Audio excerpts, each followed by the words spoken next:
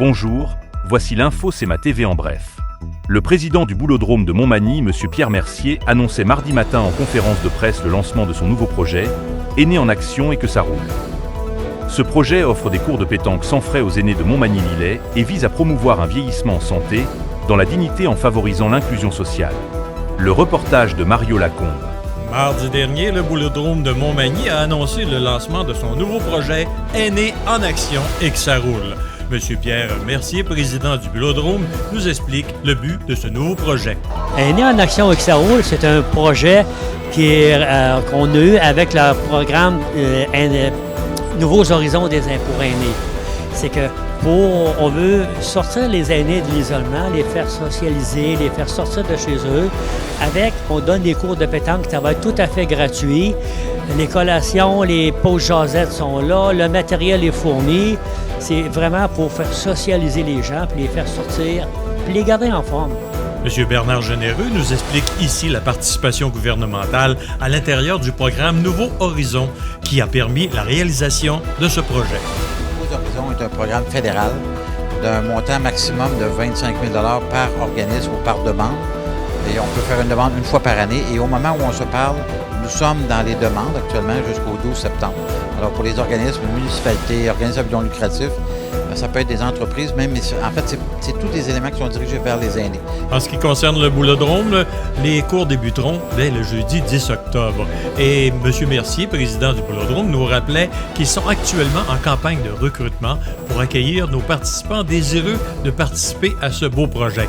Il est possible de s'inscrire par téléphone au 88 248 0902.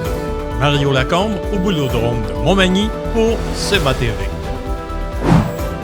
C'est en collaboration avec l'école secondaire Louis-Jacques Cazot que le Carrefour Région Montmagny soulignait mardi 27 la venue du Mixbus pour célébrer la rentrée scolaire avec une ambiance musicale inoubliable. Grâce à cet événement exceptionnel organisé en leur honneur, les élèves de l'école secondaire magny-montoise ont eu l'occasion de commencer l'année scolaire en rythme.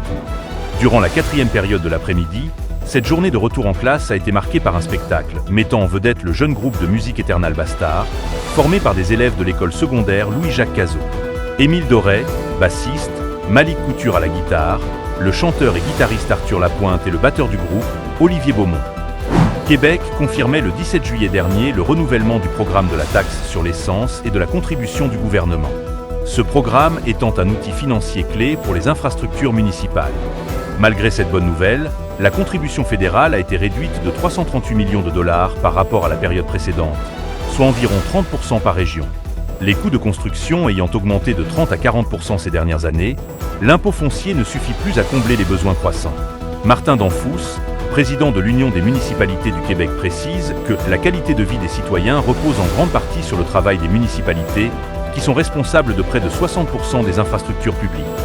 Le gouvernement fédéral doit prendre la pleine mesure de son désinvestissement et intensifier rapidement son engagement pour garantir la réalisation des infrastructures essentielles au bien-être des communautés, et ce dans toutes les régions du Québec. Au sport, depuis le 27 août et jusqu'à vendredi 30 août, plus de 2200 athlètes provenant de partout au pays, ainsi que 600 accompagnateurs et accompagnatrices et une centaine de bénévoles, participent aux disciplines et aux activités dans le cadre des Jeux du Canada 55+, qui sont présentés pour la première fois au Québec. Les athlètes compétitionneront dans 20 disciplines diverses et se dérouleront dans plusieurs endroits de la ville de Québec, dont à Expo-Cité, au PEPS de l'Université Laval et au Centre de glace Intact Assurance. Pour plus d'informations, visitez le cmatv.ca ou suivez le fil Twitter X de CMATV.